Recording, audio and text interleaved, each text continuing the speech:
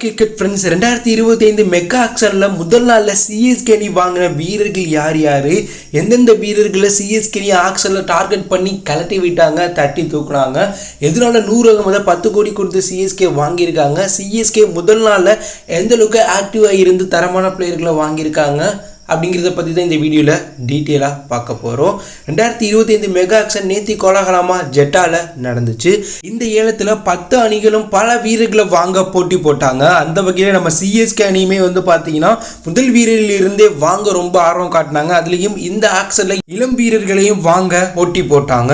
So அந்த வகையில் CSK அணி முதல் வீரராக ஏலம் விடப்பட்ட ஹர்தீப் சிங்கை வாங்க கூட முதல் நபராக தூக்குனாங்க. ஸோ 2 கோடியிலிருந்து 8.5 கோடி வரையும் ஹர்தீப் சிங்கை வாங்க சிஎஸ்கே பிட் பண்ணாங்க. அதற்கப்புறம் டெல்லி எஸ்ஆர்ஹெச் ஃபைட் பண்ணி ஆர்டிஎம் கார்டு மூலம் 18 கோடி ரூபாய்க்கு ஹர்தீப் சிங்கை பஞ்சாப் அணி தூக்கிட்டு போயிட்டாங்க. அடுத்த வீரரா சிஎஸ்கே அணி கேஎல் ராகுல பிட் பண்ணாங்க. ஆர்சிபி கூட அவரை 11 கோடிக்கு அப்புறம் கண்டுக்கல. ஆனால் சிஎஸ்கே அணி 13 கோடி 50 லட்சம் வரையும் தூக்குனாங்க. ஆனால் டெல்லி இவரை விடாப்படியா 14 கோடிக்கு தட்டி தூக்கிட்டாங்க.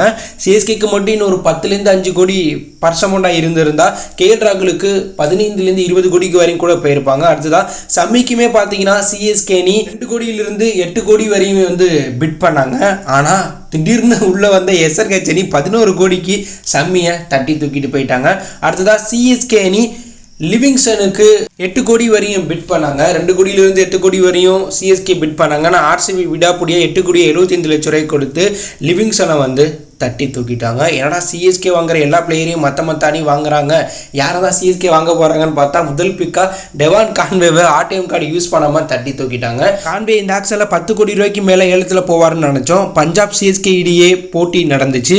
ஆனால் சிஎஸ்கே விடாப்படியாக 6 கோடி 25 லட்சம் ரூபாய் கொடுத்து கான்வேவை தட்டி தூக்குனாங்க. அடுத்த வீரராக வந்த ராகுல் ருவாத்தியாவை கேகேஆர் கிட்ட ஃபைட் பண்ணி 3 கோடியே 40 லட்சம் ரூபாய் கொடுத்து 2வது பிட்டா தரமான மிடில் ஆர்டர் பேட்ஸ்மேனை வாங்கி சம்பவம் பண்ணிட்டாங்க சிஎஸ்கே. சிஎஸ்கே அணியில் மிடில் ஆர்டரில் சிறப்பாக விளையாடக்கூடிய ஒரு வீரராக இருக்கார். கண்டிப்பாக ராயுடு இடத்தை நிரப்பக்கூடிய ஒரு வீரராக இவர் இருப்பார். இதனால சிஎஸ்கே அணி 3 கோடியே 40 லட்சம் ரூபாய் கொடுத்து ராகுல் ருவாட்டியாவை தட்டி தூக்கியிருக்காங்க. கடந்த 2 சீசனாக இவரை வாங்க சிஎஸ்கே ட்ரை பண்ணாங்க, ஆனால் வாங்க முடியல. இந்த சீசன் இவரை வாங்கியிருக்காங்க. அடுத்ததாக சிஎஸ்கே அணி எல்லாரும் எதிர்பார்த்த ரச்சின் ரவீந்திராவை ஆர்டிஎம் கார்டு மூலம் வாங்கியிருக்காங்க. முதல்ல சிஎஸ்கே பஞ்சாப் இடையே போட்டி நடந்துச்சு.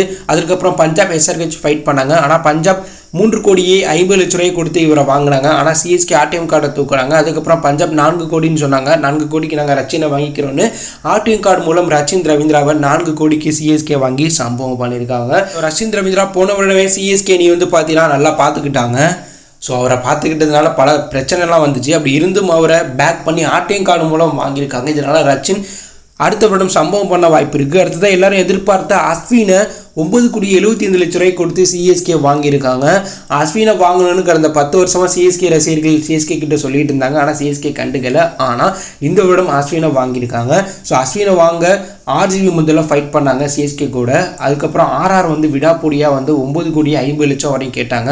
ஆனால் சிஎஸ்கே அணி அஸ்வினை 9 கோடி 75 லட்சம் ரூபாய் கொடுத்து 2 கோடியிலிருந்து 9 கோடி 75 கோடி ரூபாய் வரையுமே விடாப்படியாக ஃபைட் பண்ணி அஸ்வினை வாங்கியிருக்காங்க. இதே போல் தான் முதல் சீசன்லேயுமே அஸ்வின் சிஎஸ்கே ஆர்சிபி கூட பிட் பண்ணி வாங்கியிருப்பாங்க. அதுக்கப்புறம் ஒரு பெரிய சம்பவம் பண்ணார். ஸோ இப்போயும் அதே போல் சிஎஸ்கே வாங்கியிருக்காங்க. அஸ்வின் சேப்பாக் பிச்சில் அதிக விக்கெட் எடுத்த வீரராக இன்னும் இருக்கார். பேட்டிங்குமே பார்த்தீங்கன்னா விளையாடுவார். இதனால இது ஒரு சூப்பர் பிக்காக தான் பார்க்கப்படுது. அடுத்தது ஆக்ஷனில் சிஎஸ்கே அணி மார்க்கஸ் ஸ்டாய்னிஸை வாங்க பிட் பண்ணாங்க பஞ்சாப் ஆர்சிபி கூட. ஆனால் 8 கோடி வந்ததுக்கு பிறகு கலந்துக்கிட்டாங்க. அதுக்கப்புறம் ஆர்ஆர் 11 கோடி ரூபாய் கொடுத்து அவரை வாங்கிட்டாங்க. அதே போல் தான் மேக்ஸ்லையும் வாங்க சிஎஸ்கே பிட் பண்ணியிருப்பாங்க 3 கோடி வரையும். அதுக்கப்புறம் பார்த்தீங்கன்னா கலந்துக்கிட்டாங்க. ஆனால் 3 கோடியே 40 லட்சம் ரூபாய் கொடுத்து பஞ்சாப் வாங்கிட்டாங்க. ஆனால் மேக்ஸ்வெல் வாங்க ஒரு 5 கோடி வரையும் சிஎஸ்கே போயிருக்கலாமோ அப்படிங்கிற ஒரு ஃபீல் வருது. ஏன்னா மேக்ஸ்வெல் சிஎஸ்கே அணிக்குள்ளே வந்துட்டால் அது ஒரு வேறு லெவல் அணியாக மாறி இருக்கும்.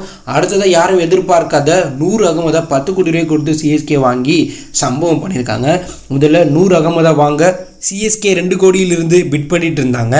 ஸோ அவங்கள வாங்க மும்பையும் உள்ளே சம்பவம் பண்ணிட்டு இருந்தாங்க. 5 கோடி வரையும் மும்பை கேட்டாங்க. ஸோ 5 கோடிக்கு அப்புறம் மும்பை கலட உடனே பார்த்தீங்கன்னா சிஎஸ்கேக்கு அடிச்சிட்டாங்க. ஆனால் ஆர்டிஎம் கார்டு மூலம் 100 வாங்க ஜிடி வந்தாங்க. ஆனால் சிஎஸ்கே அணி 10 கோடி ரூபாய் கொடுத்து நீங்கள் 100 வாங்கிக்கோங்கன்னு சொல்ல, ஆஹா அவ்வளோலாம் எங்களுக்கு வேணாம்ப்பா அப்படின்ட்டு ஜிடி சொல்ல சிஎஸ்கே 10 கோடி ரூபாய் கொடுத்து நூர் அகமதை வாங்கியிருக்காங்க. ஸோ ரஷீத் கான் போல ஒரு ஸ்பின் பவுலராக இவர் இருக்கிறதுனால சிஎஸ்கேக்கு தேவைப்படுறதுனால 10 கோடி ரூபாய் கொடுத்து வாங்கியிருக்காங்க. ரேட் அதிகமாக இருந்தாலும் சிஎஸ்கேக்கு தேவைப்படுறதுனால இதை வாங்கியிருக்காங்க. ஸோ என்னதான் சிஎஸ்கே அதிக தொகை கொடுத்து இவரை வாங்கியிருந்தாலும் இவர் சிஎஸ்கே அணிக்காக சிறப்பாக பந்து வீசினா அது ஒர்த்தான மணியாக மாற வாய்ப்பு இருக்குது.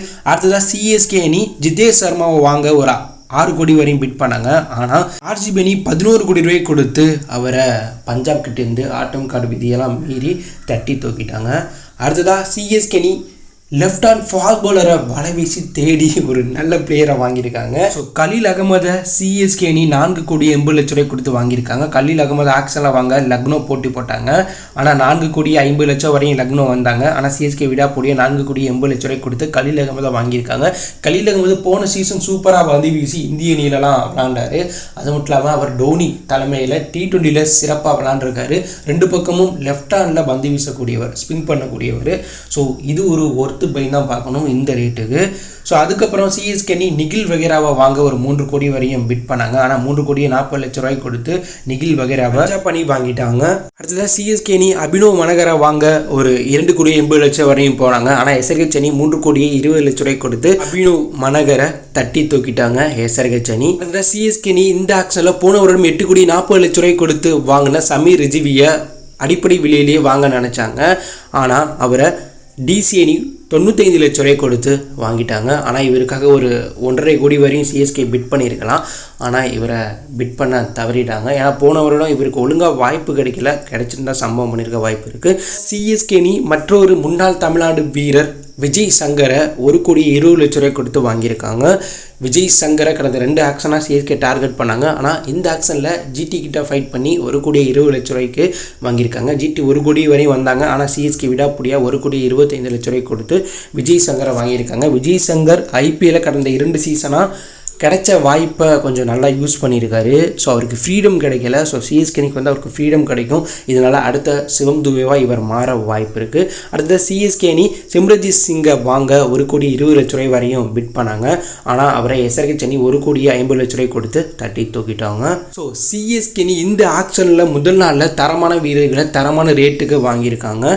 ஸோ இந்த முதல் நாள் ஆக்ஷன் சிஎஸ்கே அணிக்கு ஒரு சிறந்த ஆக்ஷனாக இருந்திருக்கு. இதே போல் சிஎஸ்கே அணி 2வது நாள்லையும் ஆக்டிவாக இருக்கணும். ஏன்னா சிஎஸ்கே தற்போது வரையும் 12 பிளேயர்களை மொத்தமாக எடுத்திருக்காங்க. இதில் 4 ஓவர்சீஸ் பிளேயரை எடுத்திருக்காங்க. இன்னும் சிஎஸ்கே அணிக்கு 4 ஓவர்சீஸ் பிளேயர் 9 இந்தியன் வீரர்களை ஆக்ஷனில் எடுக்க வேண்டிய இடத்துல இருக்காங்க. இதில் சிஎஸ்கே அணிக்கு ஃபாரின் ஃபாஸ்ட் பவுலர்கள், ஃபாரின் ஆல்ரவுண்டர், அதுவும் சாம் கரன் போன்ற ஒரு ஆல்ரவுண்டர் தேவைப்படுறாங்க. அதே போல் பேக்கப் ஸ்பின் பவுலர்கள், பேக்கப் ஃபாஸ்ட் பவுலர்கள், பேக்கப் ஓப்பனிங் பேட்ஸ்மேன்கள் போன்ற வீரர்களும் சிஎஸ்கே அணிக்கு தேவைப்படுறாங்க. இதனால் 2வது நாள்லையுமே வந்து பார்த்தீங்கன்னா சிஎஸ்கே ஆக்டிவாக இருக்க வேண்டிய இடத்துல இருக்காங்க.